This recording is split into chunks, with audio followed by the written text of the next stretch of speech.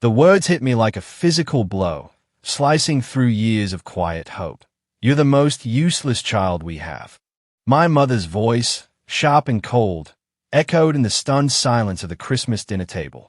But that night, instead of shrinking, something inside me finally snapped.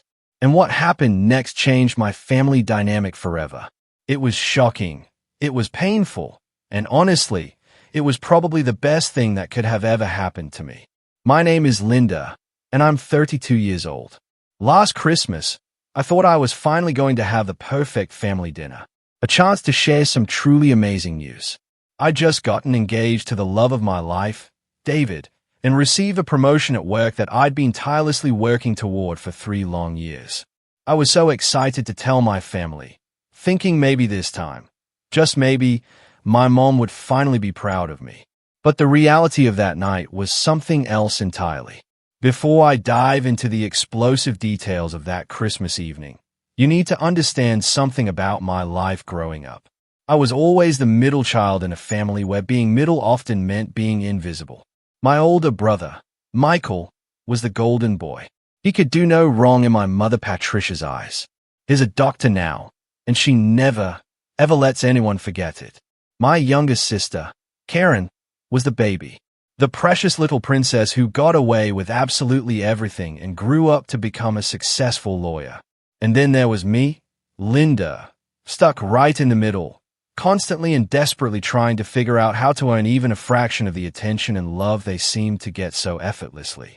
From the time I was old enough to understand family dynamics, I knew I had to work twice as hard for half the recognition.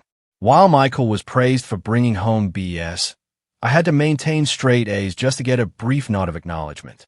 When Karen threw tantrums and broke things, it was cute. She was just expressing herself.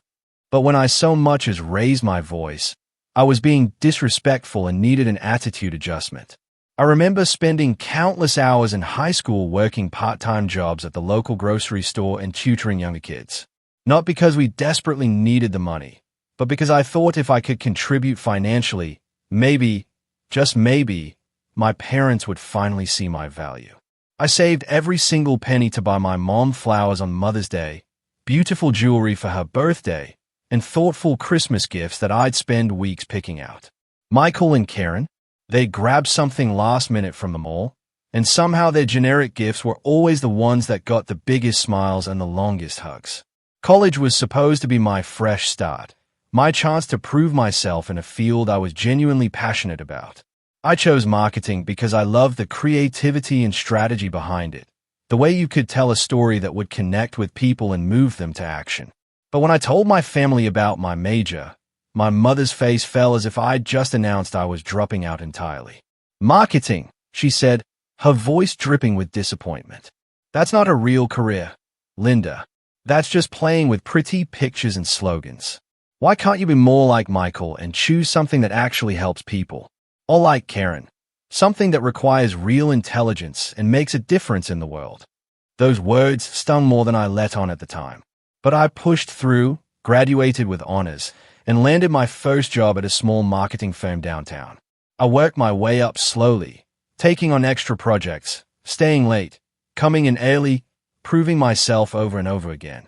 Every small victory, every client I landed, every campaign that succeeded, I'd call home excited to share the news. The conversations always ended the same way. "That's nice. Did I tell you Michael just got published in another medical journal?" Or, "Karen just won another case. She's really making a name for herself." For years, I kept trying. I sent cards for every holiday, called every week, remembered birthdays and anniversaries. I even helped my parents move into their new house when I was 26, spending my entire vacation time painting walls and organizing boxes, while my siblings were far too busy with their important careers to help. I dog-sat their German Shepherd whenever they went out of town, even though I'm allergic, and would spend the entire weekend sneezing and taking antihistamines. Last spring, when my dad, Robert, had to have emergency gallbladder surgery, I was the one who took time off work to drive him to appointments and sit with my mom in the waiting room for 6 agonizing hours. Michael was in surgery himself that day, and Karen was in court. But somehow, I was the one who got lectured later about how I should have called them both with updates more frequently. The worst part wasn't even the sheer lack of recognition. It was the constant comparison. The way every conversation somehow circled back to how much more successful, more attractive, more accomplished my siblings were. Family dinners became exercises in endurance, sitting there listening to endless praise for achievements that honestly weren't any more impressive than my own, but were treated like Nobel Prize wins because they came from the Golden Children. But this past fall, things in my life finally started clicking into place. David and I had been dating for 2 years, and he proposed during a weekend trip to the mountains in October. The ring was simple but perfect, and more importantly, he saw me in a way my family never had. He celebrated my wins at work, encouraged my creative projects, and never once made me feel like I had to compete for his attention or approval. Around the same time, my company promoted me to Senior Marketing Coordinator, which came with a significant salary increase and the opportunity to lead my own team. It was everything I'd been working toward, and for the first time in my adult life, I felt genuinely proud of what I'd accomplished. I couldn't wait to share both pieces of news with my family at Christmas, thinking that maybe this time would be different. Christmas morning started the way it always did at my childhood home on Maple Street. The house was decorated exactly the same way it had been for the past 20 years. White lights on the evergreen tree in the living room, red and gold ornaments that my mother had collected over the decades, and the same angel topper that had been in our family since I was 5. The smell of cinnamon rolls and coffee filled the air, and Christmas music played softly from the old stereo system in the corner. I arrived around 10 o'clock in the morning, my arms full of carefully wrapped presents and my heart full of nervous excitement. David was spending Christmas with his own family in Portland, but would plan to celebrate together when he got back. I'd been carrying my engagement ring in my purse for the past 2 months, wanting to announce it in person rather than over the phone. My dad greeted me at the door with one of his warm bear hugs.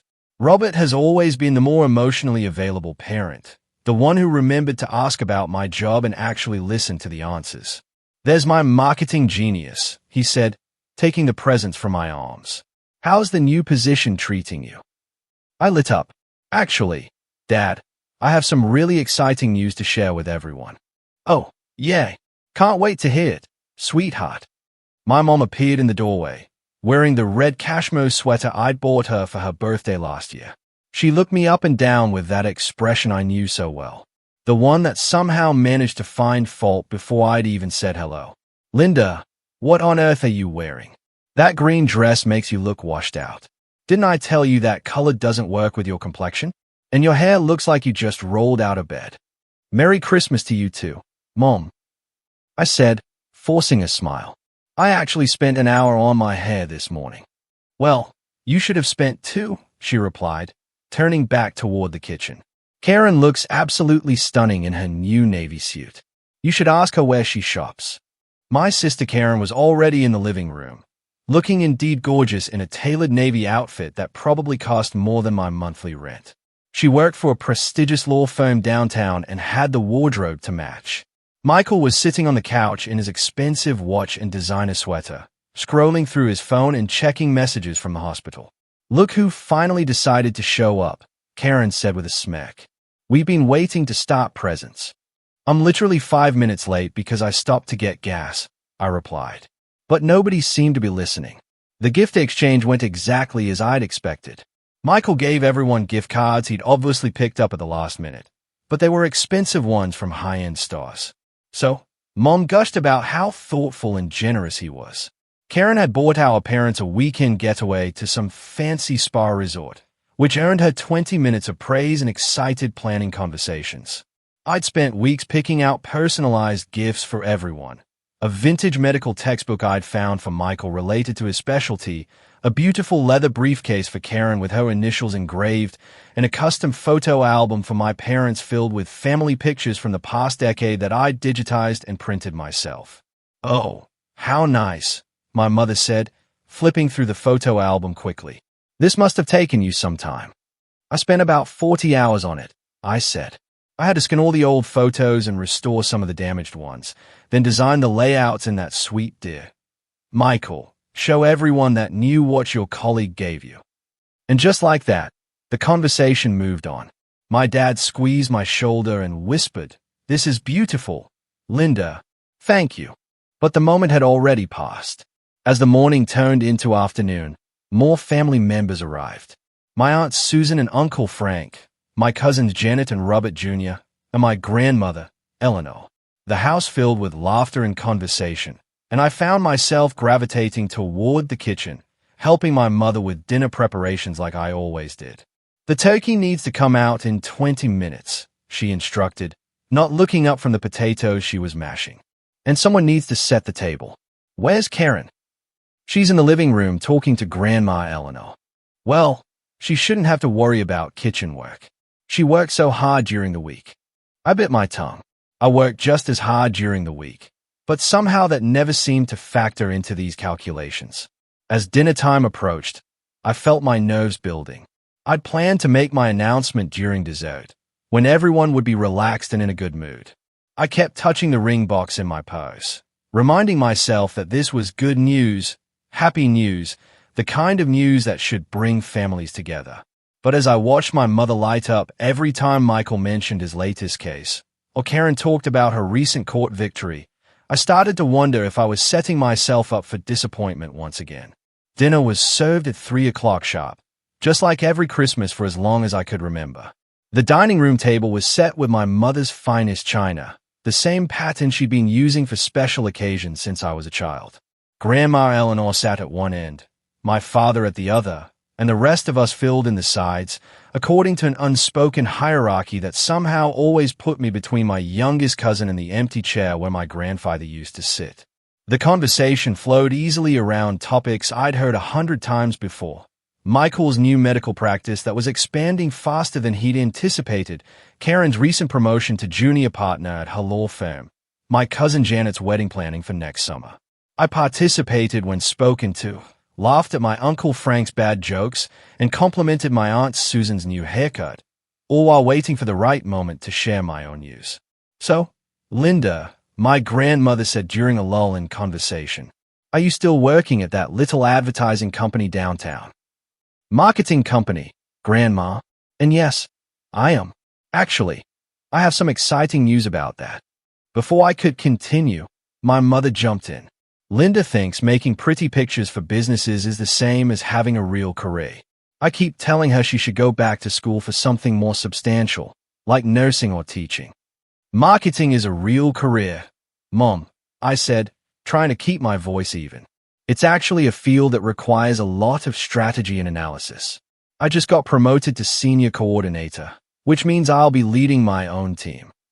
"Oh, that's wonderful, honey," my Aunt Susan said kindly. "Congratulations." "Thank you. And actually, I have even bigger news than that." I reached into my purse and pulled out the small velvet box, my heart pounding so hard I was sure everyone could hear it. This was it, the moment I'd been planning for weeks. "David proposed," I announced, opening the box to reveal the beautiful solitaire ring inside. "We're engaged." The reaction wasn't quite what I'd hoped for. There was a moment of silence, then polite congratulations from most of the table. My father's face broke into a genuine smile, and my grandmother reached over to squeeze my hand. But my mother's expression remained unchanged, almost bored. "When did this happen?"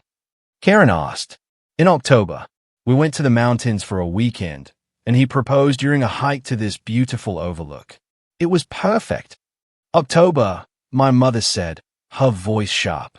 "You've been engaged for 2 months, and you're just telling us now." "I wanted to tell you in person, as a family." "Well, that's just typical of you, Linda. Always so secretive, always keeping things to yourself. No wonder we never know what's going on in your life." I felt the familiar sting of criticism disguised as concern. "I'm not secretive, Mom. I call every week. I just wanted this to be special." "What does David do again?" Michael asked, though I'd told him at least 3 times in previous conversations. "He's a high school English teacher." "A teacher." My mother repeated the word, dripping with disappointment. "Well, I suppose that's stable employment, at least." The way she said it made it clear what she was thinking. Not impressive enough, not successful enough, not good enough for her daughter. Never mind that David was kind, intelligent, funny, and treated me like I was the most important person in his world. He's a wonderful man, my grandmother said firmly. When do we get to meet him properly? Soon, I hope. He's with his family in Portland for Christmas, but we're planning to have dinner with everyone next month. I hope he knows what he's getting into, Karen said with a laugh that didn't quite reach her eyes. Linda's always been the difficult one in the family. I'm not difficult, I protested, but my mother was already nodding in agreement. Linda has always been challenging, she said, as if I weren't sitting right there. She's never quite figured out how to make things easy on herself or anyone else. The words hit me like a physical blow, but I tried to shake them off. This was supposed to be a celebration, a happy moment. I couldn't let them ruin it. Well, I think it's wonderful news, my father said, raising his glass of wine. To Linda and David, may you be very happy together. A few people raised their glasses half-heartedly, but the moment felt forced and awkward. The conversation quickly moved on to other topics, and I found myself sitting there with a ring box still in my hands, feeling smaller and more insignificant than ever. As dessert was being served, my mother launched into a detailed account of Michael's latest professional achievements. He'd been featured in a medical journal, invited to speak at a conference in Chicago, and was being considered for a position at the university hospital. Each accomplishment was described in glowing detail, with my mother's pride practically radiating across the table. And Karen, she continued without missing a beat, just won the biggest case of her career. The settlement was in the six figures, and the senior partners are talking about fast-tracking her to full partner. That's amazing, I said, genuinely meaning it. Congratulations, Karen. Thanks, she said, but her attention was already back on her phone. I sat there listening to the praise being heaped on my siblings, waiting for someone to circle back to my engagement or promotion, but it never happened. It was as if I'd never spoken, as if my news didn't matter enough to warrant more than a few seconds of attention. That's when my mother looked directly at me and said the words that would change everything between us forever. You know, Linda, I've been thinking about this engagement of yours, and I have to be honest. I'm worried about David. I mean, what kind of man proposes to you? The table went quiet. Even my cousins looked up from their phones. What do you mean? I asked, though I was afraid I already knew. Well, let's be realistic, hey. You're 32. You work in a job that barely pays the bills. You live in that tiny apartment, and you've never really accomplished anything significant. You're the most useless child we have. I just hope David realizes what he's signing up for before it's too late. The silence that followed was deafening. I could feel every pair of eyes at the table staring at me, waiting to see how I would react. My Aunt Susan looked horrified. My father was shaking his head in disbelief. Even Michael and Karen seemed shocked by the sheer cruelty of the comment. But for the first time in my life, instead of shrinking back and taking it, instead of making excuses or trying to laugh it off, I felt something different rising up inside me. It was anger, yes, but more than that, it was clarity. It was 32 years of suppressed frustration and hurt, finally finding its voice. I stood up slowly, my hands trembling with emotion, and looked my mother directly in the eyes. Then stop calling me when you need money, I said, my voice steady and clear. Her face fell. The silence that followed my words was so complete that I could hear the grandfather clock ticking in the hallway and the distant sound of Christmas music still playing in the living room. My mother's face went from confident superiority to something I'd never seen before. Genuine shock mixed with what looked like panic. "What are you talking about?" she asked, but her voice had lost all its earlier authority. "I'm talking about the $1,500 I've been sending you every month for the past 2 years to cover your car payments because Dad's business was struggling. I'm talking about the $3,000 I gave you last spring when he needed surgery and your insurance wouldn't cover all the costs. I'm talking about the $2,000 I sent to help pay for Karen's bar exam fees because she'd already spent her trust fund on that trip to Europe." I reached into my purse and pulled out my phone, opening my banking app with fingers that were surprisingly steady despite the adrenaline coursing through my veins. "Want to see the receipts?" I continued, holding up the screen, because I have them all right here. Every transfer, Every check, every emergency loan that somehow never got paid back. My Aunt Susan was staring at me with her mouth slightly open. My Uncle Frank had put down his fork and was listening intently. My grandmother was nodding slowly, as if pieces of a puzzle were finally clicking into place. Linda, my father started, but I wasn't finished. Remember last Christmas when Michael's student loans went into default because his new practice wasn't bringing in enough money yet? Who do you think paid those off? It wasn't Mom and Dad, because they were still recovering from Dad's medical bills. It was me.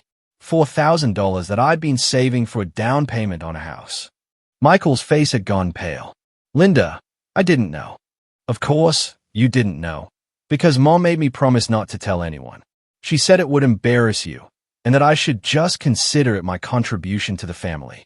My contribution, as if I haven't been contributing my entire adult life. I turned back to my mother, who was opening and closing her mouth like she was trying to find words that wouldn't come. You want to know what kind of man proposes to someone like me? The kind who sees that I've been single-handedly keeping this family financially afloat while working my supposedly meaningless job and living in my supposedly pathetic apartment. The kind who recognizes that maybe, just maybe, I've been sacrificing my own financial security and dreams to take care of everyone else. By the way, if you're still with me, make sure to hit subscribe. More unbelievable stories are coming. I never asked you to, my mother began weakly. You absolutely did ask.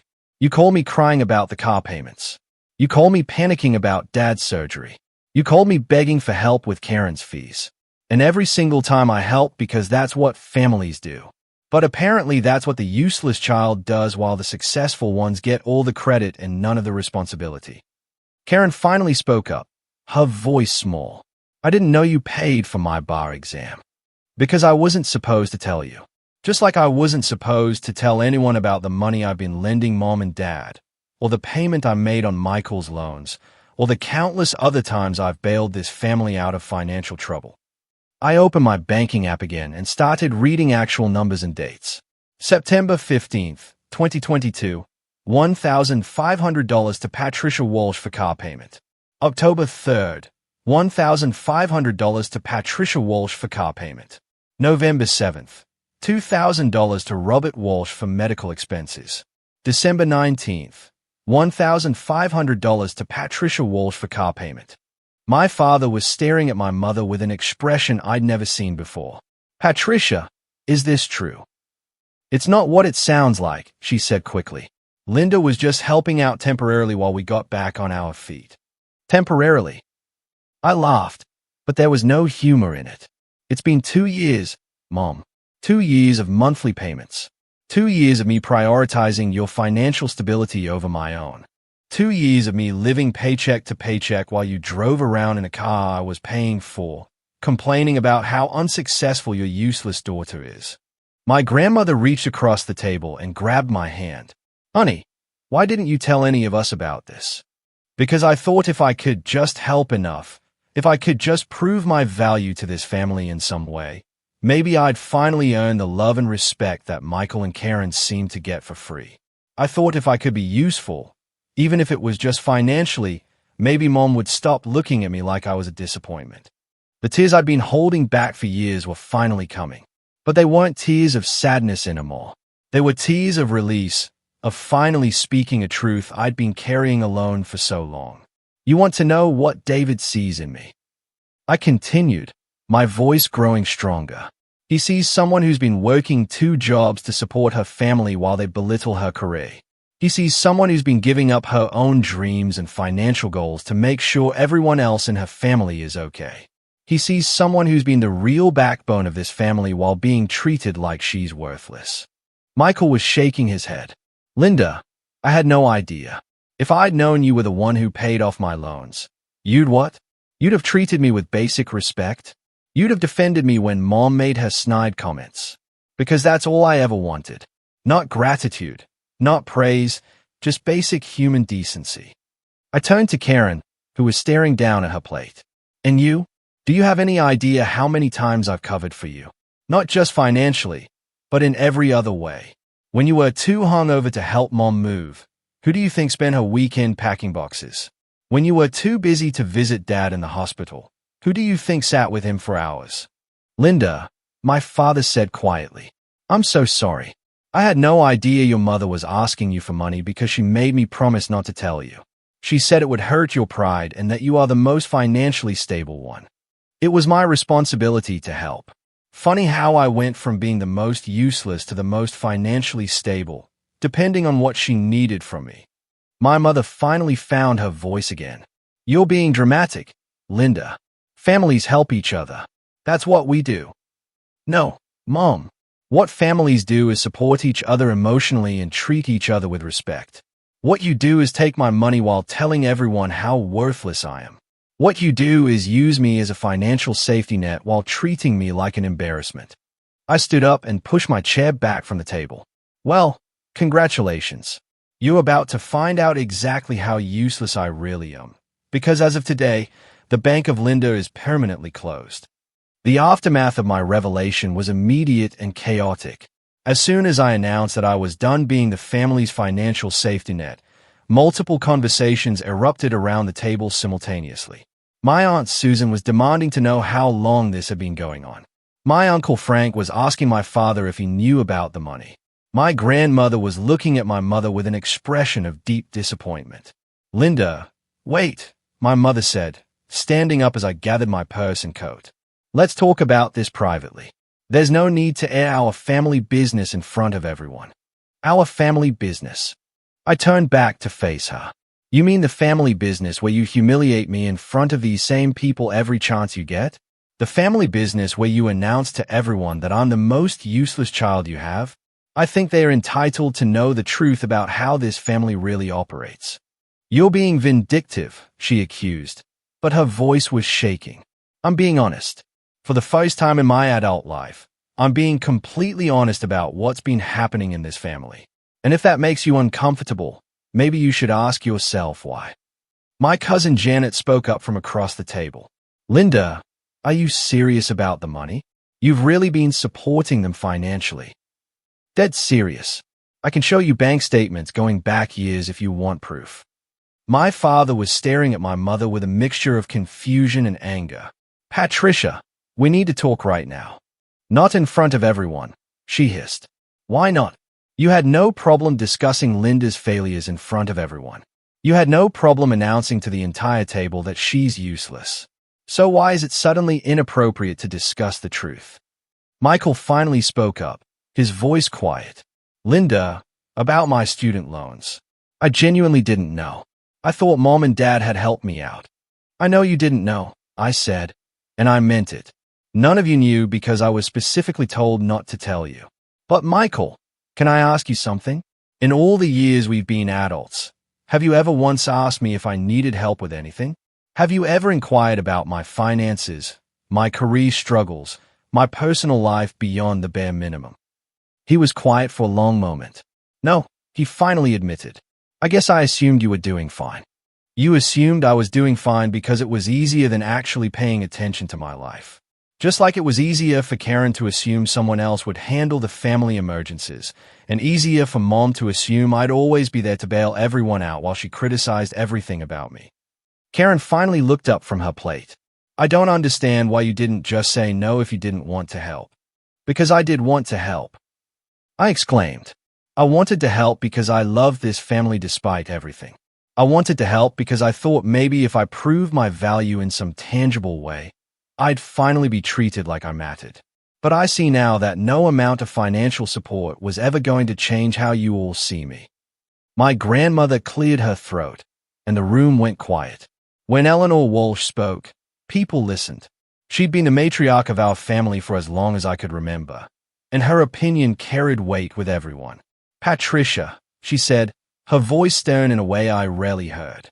I am deeply disappointed in you. This young woman has been sacrificing her own financial security to help this family, and you've been treating her like she's worthless. That's not just ungrateful, it's cruel. Mother, you don't understand the whole situation, my mom started. I understand enough. I understand that Linda has been working 2 jobs to support herself, and apparently half this family, while you've been telling everyone who'd listen that she's not good enough. I understand that she just announced her engagement, which should be one of the happiest moments of her life, and instead of celebrating with her, you used it as an opportunity to tear her down. The room was silent, except for the sound of my mother's rapid breathing. I'd never seen her called out so directly by her own mother before. And another thing, my grandmother continued, I've watched this girl grow up, and she's never been anything but kind, generous, and hardworking. If she's the most useless child you have, Patricia, then you have no idea how to measure a person's worth. My Aunt Susan nodded emphatically. I have to agree with Mom. Linda, I had no idea you were dealing with all of this. I always wondered why you seemed so stressed during family gatherings. I wasn't stressed, I said quietly. I was exhausted. Emotionally, financially, physically exhausted from trying to be enough for a family that had already decided I never would be.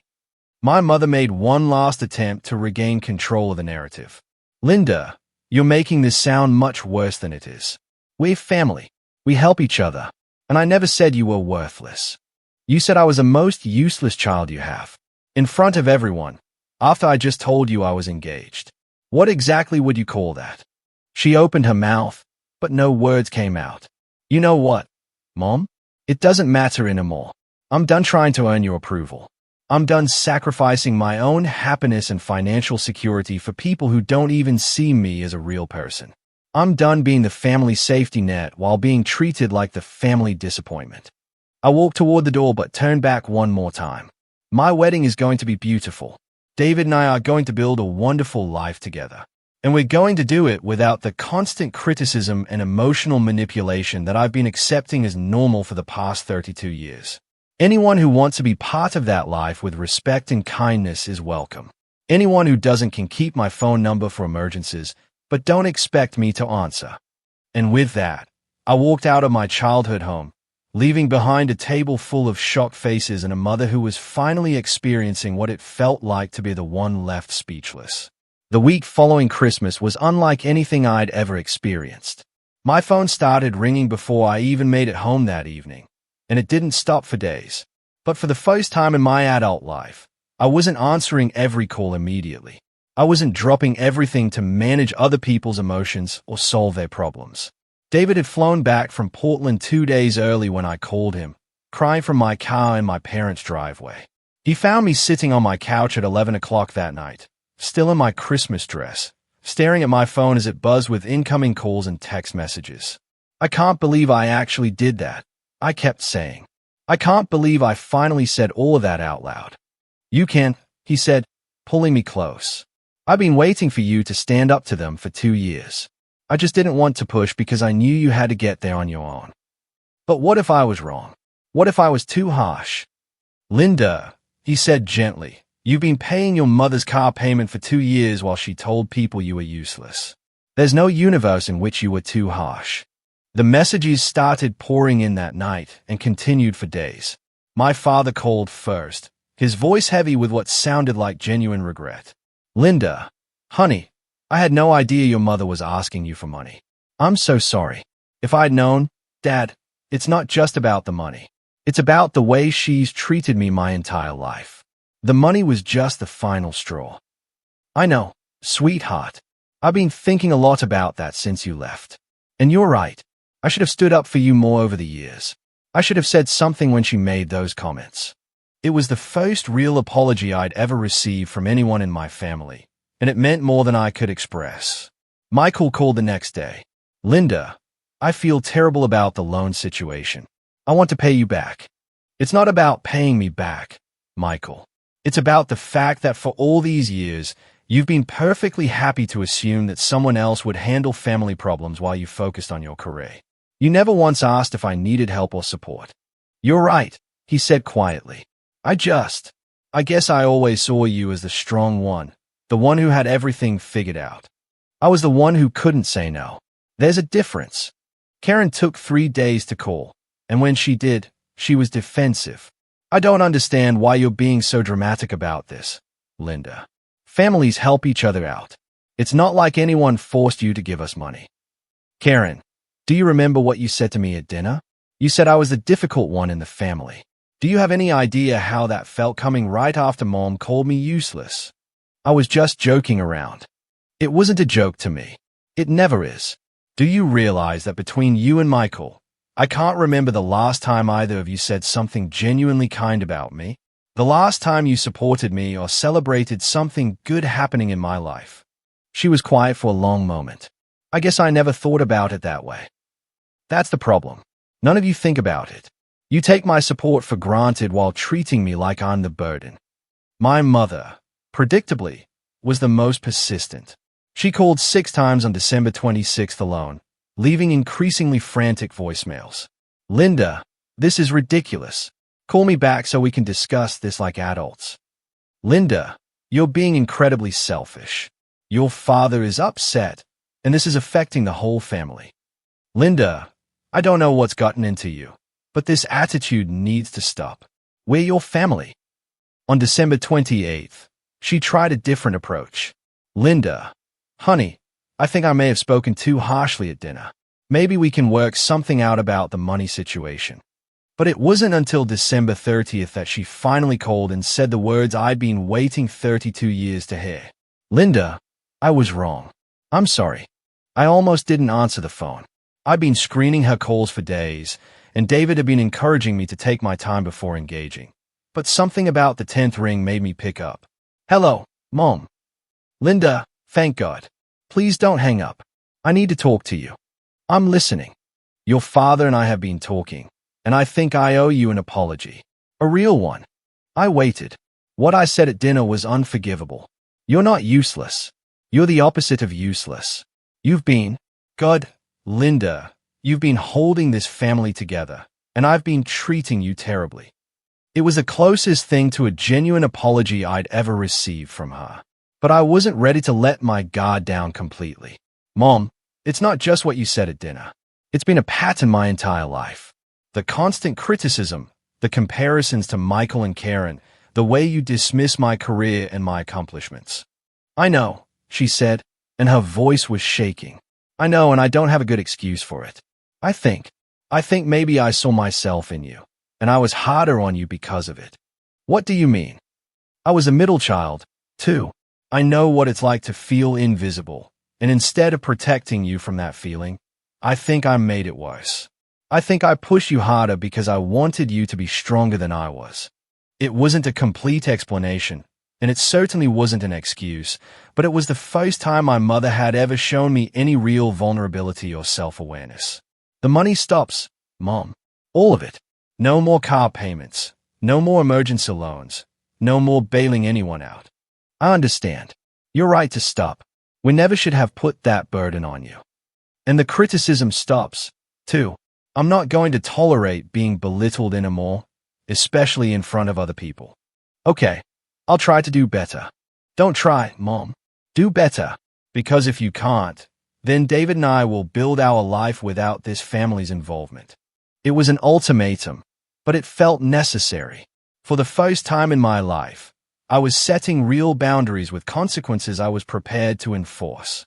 3 months later, my life looked completely different.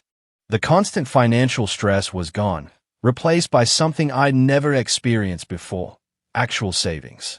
For the first time since college, I had money left over at the end of each month.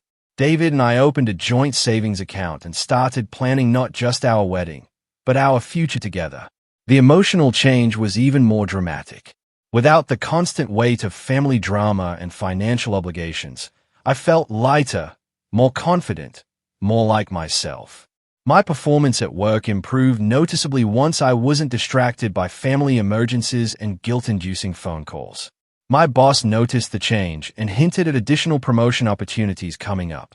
You seem different lately, she said during my quarterly review. More focused, more assertive in meetings. Whatever you're doing, keep it up. I was doing something I'd never done before, prioritizing my own well-being.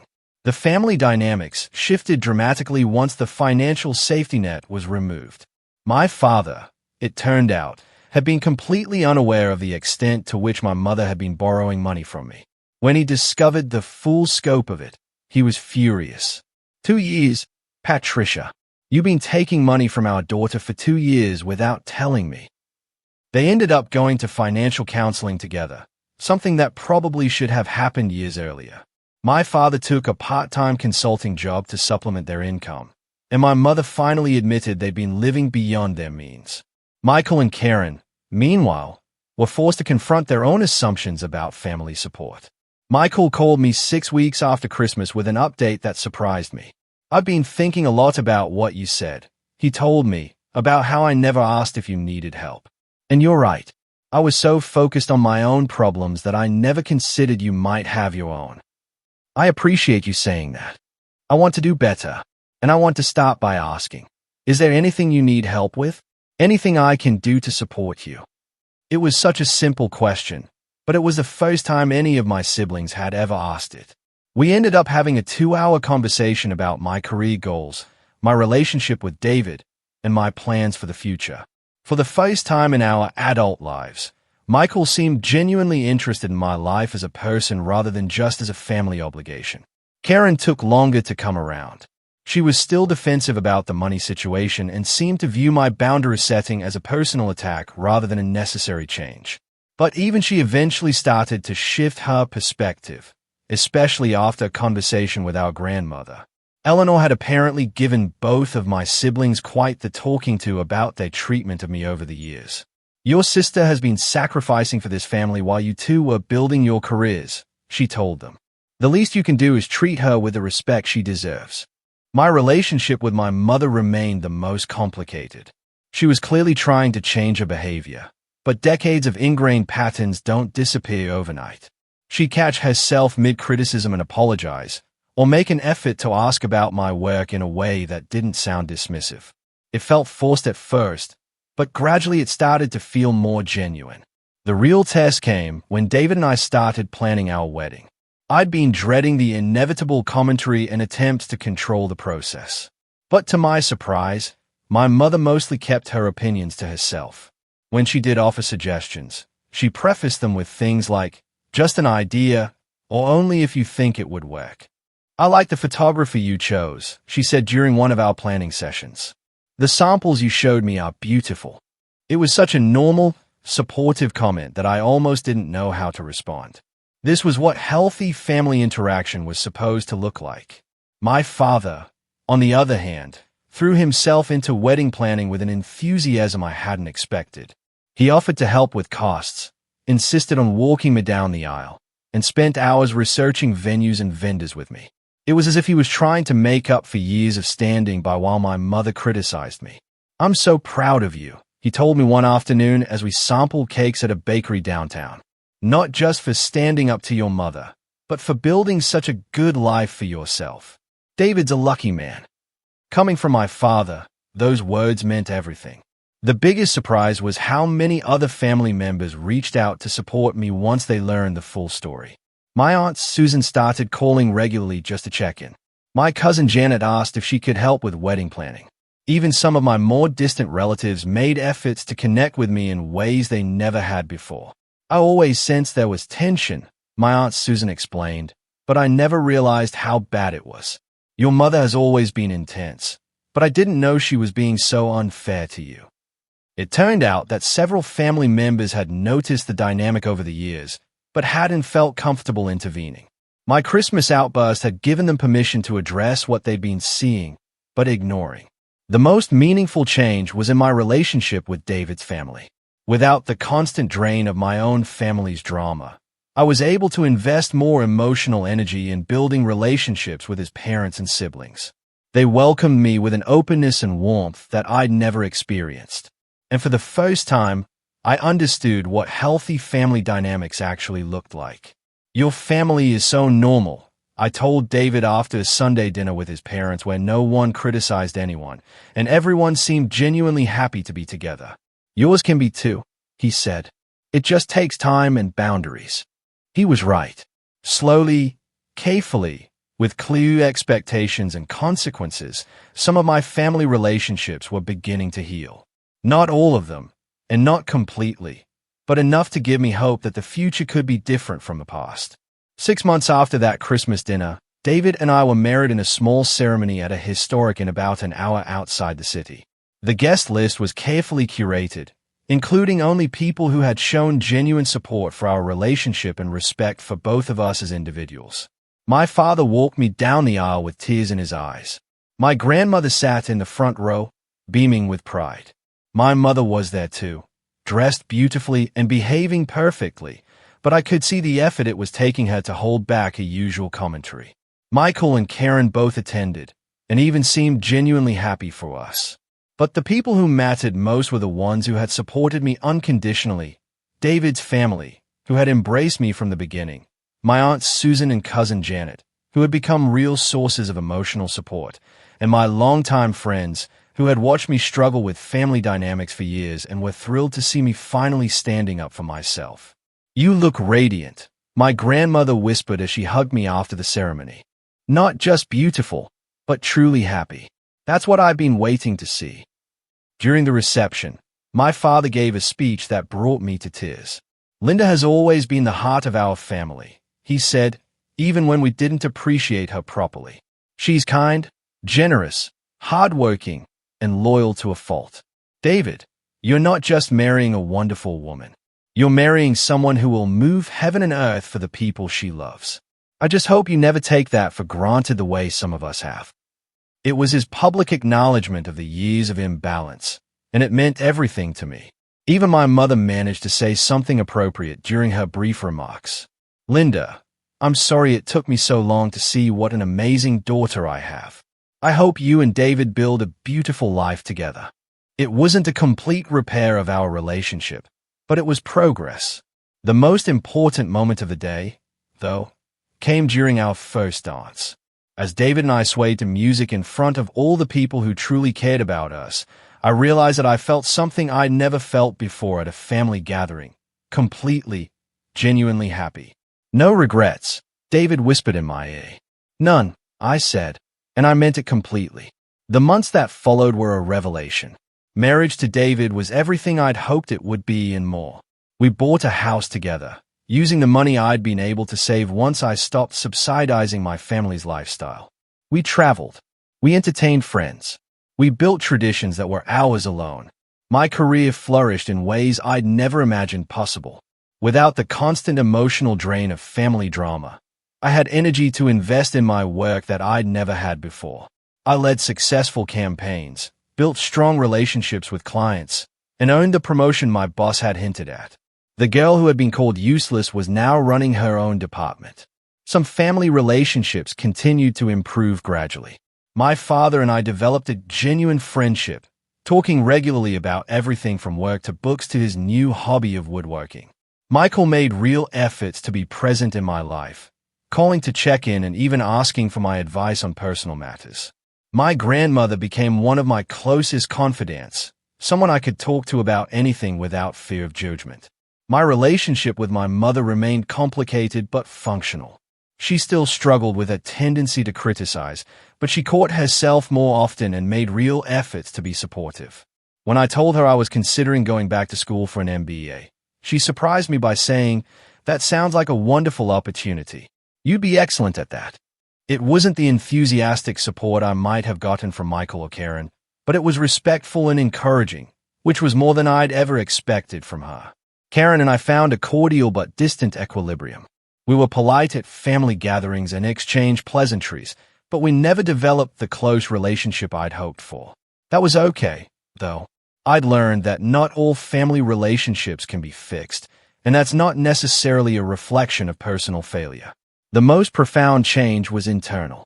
For the first time in my adult life, I wasn't constantly seeking approval or trying to prove my worth. I knew who I was, what I'd accomplished, and what I brought to my relationships. David's love and respect had shown me what it felt like to be valued for who I truly was, and I'd learned to value myself the same way. One evening, almost a year after our wedding, David and I were having dinner when my phone rang. It was my mother, which wasn't unusual by then, but something in her voice was different. "Linda, I need to tell you something," she said. "Your father and I were at the grocery store today, and I ran into Mrs. Henderson from down the street. She was asking about you, and I found myself telling her about your promotion and your new house and how proud I am of you. And then I realized, I don't think I've ever actually told you that." Told me what, Mom? That I'm proud of you. That I've always been proud of you, even when I was too stubborn or too focused on what I thought success should look like to admit it. You're an incredible woman, Linda. You're kind and strong and successful and generous, and I'm sorry it took me so long to say that out loud. It was a conversation I'd been waiting for my entire life, and it came at a time when I no longer needed it to feel complete. But that made it even more meaningful because it felt genuine rather than desperate. Thank you, Mom, I said. That means a lot. I love you, sweetheart. I should have been saying that more often, too. I love you, too.